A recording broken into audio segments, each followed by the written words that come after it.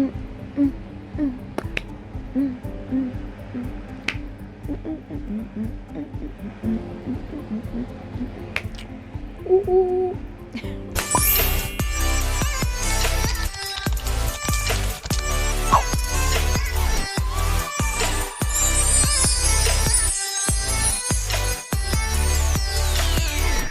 Hi guys, welcome back to my channel, and if you are new to my channel, my name is Shannon, and if you haven't already, please to hit the like, subscribe and notification bell so you can know when I upload. Whoa, my eyebrows, I'm just looking at my eyebrows and I'm like, they haven't been shaved for a while now. But it's corona time, so it's not a big deal. We're not gonna make a big deal of it. So guys, don't come for me and my eyebrows, okay? As the title may have already suggested, I will be sharing with you guys a simple budgeting technique that can help you to clear your debt. I also recorded a previous video that I also shared other ways in which you can clear your debt.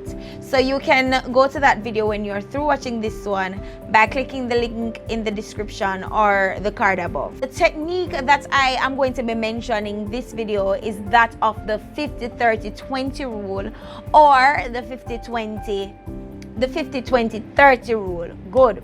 Now what this rule says is that 50% of your salary or your cash or your income is to be put towards your expenses, and then now another 30% must be put towards your wants, and then 20% towards savings. Or it can be flipped and say 20% towards your wants and 30% towards your savings. Whatever income you have, you can kind of edit the 50-30-20 rule to match with that. All right, so let's get into it a little bit deeper. Just because the rule states 50-20-30 or 50-30-20 in terms of percentages doesn't mean that you have to stay hard and fast to those percentages. You can adjust it based on your expenses. So you can adjust it. If you are somebody who is mounting in debt, you can probably move to 80-10-10 or 90-5-5, however way it best suits you.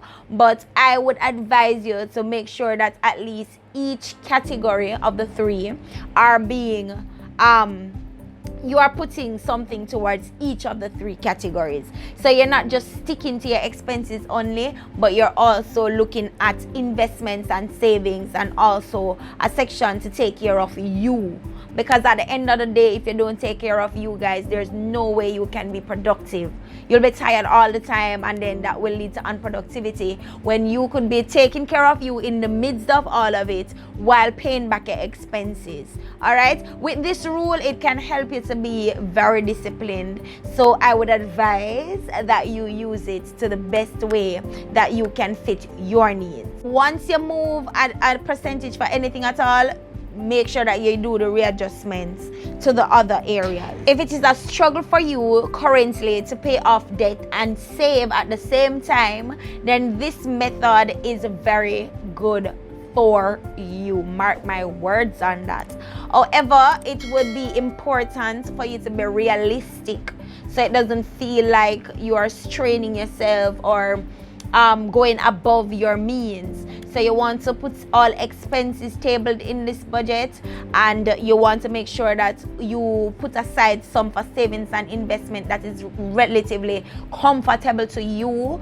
And if it even means that you have to kind of wager some of the things that you will get in the wants and needs column to put over into those savings and investment, then you just have to do what you have to do to get the bills and the debts and everything cleared.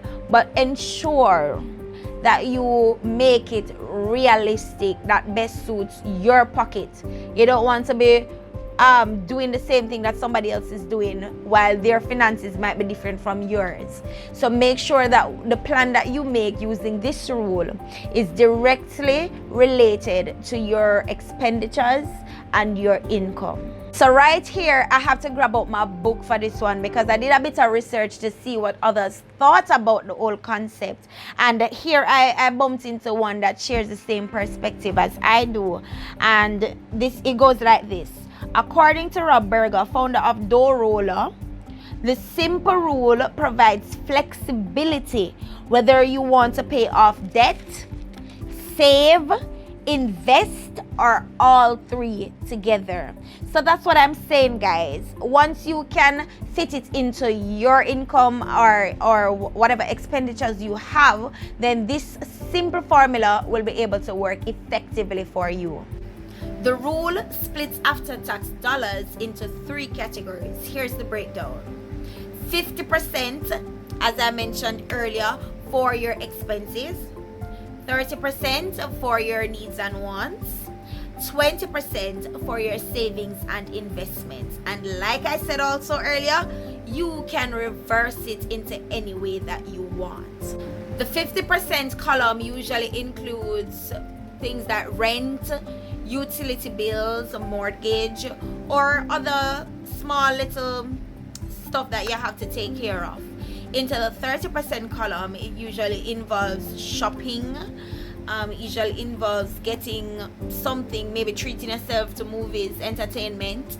And in the 20% column, it usually includes savings, or if you're going to be doing investment, maybe buying bonds and stocks and mutual funds and all of those things. For me, I put 30% for savings on a general scale, sometimes 40% because I already go out anyways.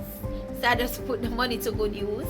And then with the whole COVID-19 pandemic, you really can't go much places anyway. So I sometimes adjust that section and put 40% for savings and investments. For my needs and wants, it's pretty simple. I'm a pretty simple person, so I don't require much. So I take some out of that category and put it over to savings and investments. Want to know where you can start?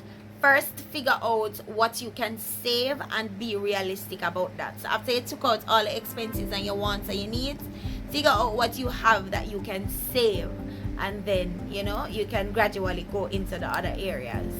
And sometimes too, you think that you can just save this particular amount and you're not focusing on the additional debt and the expenses that you have taken upon yourselves. So when you're looking for what you can save, make sure that you go knee deep into what you are spending on different things that could actually contribute to additional amounts that could be saved.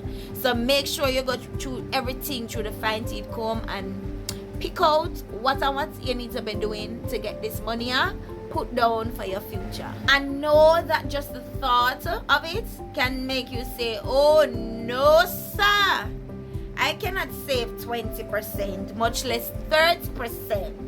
I know, but sweetie, I am speaking from a place of experience. You can do it.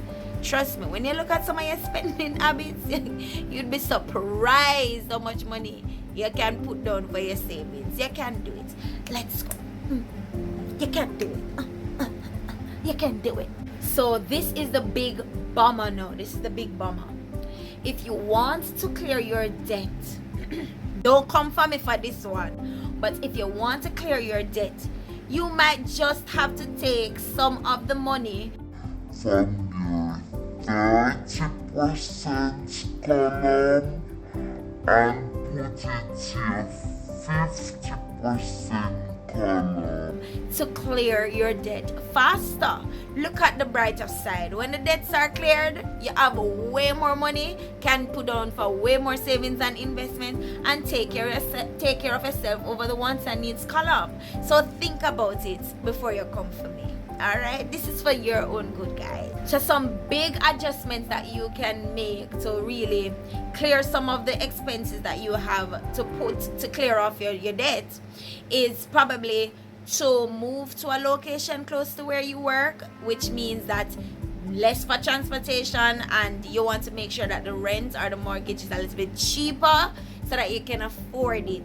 And then another thing you could do too is probably downsize your vehicle and get like a cheaper vehicle. I don't know, maybe a second-hand vehicle until you're in the position where you can actually purchase a new vehicle, right? There's nothing wrong with a second-hand vehicle. You have some second-hand vehicles that are really good and probably seem pretty much like a new vehicle. So those are some things that you can consider as big adjustments, but we also have small adjustments too that you can make. And if it is not so big of a debt to pay, then you can look at some smaller adjustments like eating out less and cook your food at your yard. All in all, figure out your savings goals towards clearing your debt, and that will determine the rest of the percentage allocation. I find this key piece of information to repeat just in case you missed it the first time I said it. But in order for this rule to be effective, you need to live within your means. All right, so don't try to extend yourselves too far. Live within your means, and you'll find how much you are able to pay off your debt in like no time. This now is my final tip, and that is to not get yourself into more debt. Once you find that you're not getting yourself into more debt, you will watch your current debt just get demolished and crushed like it never existed. That's a wrap, y'all. Thank you guys so much for checking in, and if you haven't already, please hit the like, subscribe and notification bell so you can know when I upload. And do not hesitate to share with your friends and families, and drop your comments down below so I can know what you want me to post next. Bye.